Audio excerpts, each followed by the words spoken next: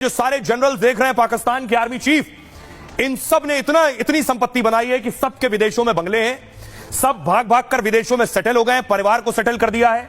अब सोचिए, भारत के जो आर्मी चीफ होते हैं वो सरकारी क्वार्टर में रहते हैं और उसके बाद रिटायरमेंट के बाद नॉर्मल सामान्य जिंदगी बिताते हैं। पाकिस्तान के जनरल्स देखिए, ये परवेज मुशर्रफ विदेश में ही रहे, विदेश में ही मौत हुई, पाकिस्तान में जब तक तख्ता पलट के बाद रहे, फिर विदेश भाग गए, फिर आए और फिर भागकर विदेश में ही सेटल हो गए। तो देखिए जरा, पाकिस्तान के जो जनरल्स हैं, आर्मी चीफ हैं, ये क्या करते हैं, कैसे इतना पैसा कमाते हैं। आतंकवाद के जरिए भी इनका पैसा कमाने का पूरा स्ट्रक्चर है। पाक सेना प्रमुख की सैलरी सोचिए 3 लाख के करीब होती है सिर्फ। इसके अलावा लग्जरी गाड़ियां, आलीशान बंगला मिलता है इन्हें। रिटायरमेंट होने पर पाकिस्तान सरकार पेंशन भी दे देती है। हालांकि पाकिस्तान में सेना प्रमुख अरबों रुपए कमाते हैं। मुनीर की जो संपत्ति है लगभग 6 करोड़ 77 लाख सिर्फ बताई जाती है। संपत्ति का वास्तविक आंकड़ा इससे भी कहीं ज्यादा हो सकता है, क्योंकि 2022 में जब कमर जावेद बाजवा रिटायर हुए तब उनके पास पाक से बाहर 3,800 करोड़ की संपत्ति थी। सोचिए, लगभग 4,000 करोड़ की संपत्ति बाजवा की। 2016 में सेना प्रमुख बनने के दौरान यह संपत्ति शून्य थी। जब सेना प्रमुख बने तो जीरो था। पाकिस्तान सेना गोली के साथ करीब 100 कारोबार चलाती है। इनमें सीमेंट का धंधा, खाद से लेकर मीट तक का बिजनेस आर्मी करती है। इसके अलावा पाक सेना जमीनों का कारोबार करती है। इन कारोबार से पाक सेना की 1.5 लाख करोड़ की कमाई होती है और इन्हीं कारोबार में खेल करके सेना प्रमुख करोड़ों रुपए कमा लेते हैं। और क्योंकि सेना प्रमुख कंपनियों के सीईओ की तरह काम करते हैं, 1947 से अब तक पाक में 72 सैन्य अफसर सस्पेंड किए जा चुके हैं। इमरान खान की सत्ता में भी 6 अधिकारियों की जांच की गई थी। तब ऑडिट के दौरान कारोबार में 2500 करोड़ का घोटाला मिला। पाक सेना प्रमुख पर कारोबार में ऐसे ही घोटालों के आरोप लगते हैं। अब आपको दिखाता हूं कि पाकिस्तानी जनरल्स का जरा बैलेंस शीट देखिए, उनके प्रॉपर्टी और संपत्ति की स्थिति देखिए, आपको अंदाजा हो जाएगा। ये सब कारोबार करते हैं पाकिस्तान में, लूटते हैं पाक के लोगों को और उसके बाद भाग जाते हैं। सबसे पहले परवेज मुशर्रफ देखिए। परवेज मुशर्रफ सेना प्रमुख रहते, नवाज को हटाकर राष्ट्रपति बन गए।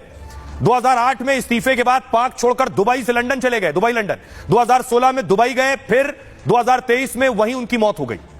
अगला नाम है अशफाक परवेज कियानी। कियानी 2007 से 13 तक पाकिस्तान में सेना प्रमुख रहे। पाकिस्तान में रिटायर हुए तो ऑस्ट्रेलिया रहने चले गए। दावा तो यहां तक हुआ कि उन्होंने एक दुबई समेत कई देशों में आलीशान घर बनाने के दावे।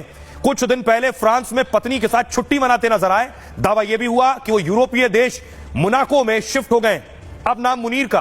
पहलगाम हमले के बाद मुनीर से ने भी अपने परिवार को विदेश भेज दिया है। प्राइवेट जेट से परिवार को अमेरिका भेजने का दावा हुआ था। हालांकि उन्होंने परिवार को कहां भेजा है ये स्पष्ट जानकारी नहीं है, लेकिन इससे पता चलता है कि ये जो पाकिस्तानी जनरल्स हैं, आर्मी चीफ हैं, ये कैसे अकूत दौलत कमाते हैं आतंक के नाम पर, अलग अलग धंधे करके, और आवाम वहां पिसती और पिटती है।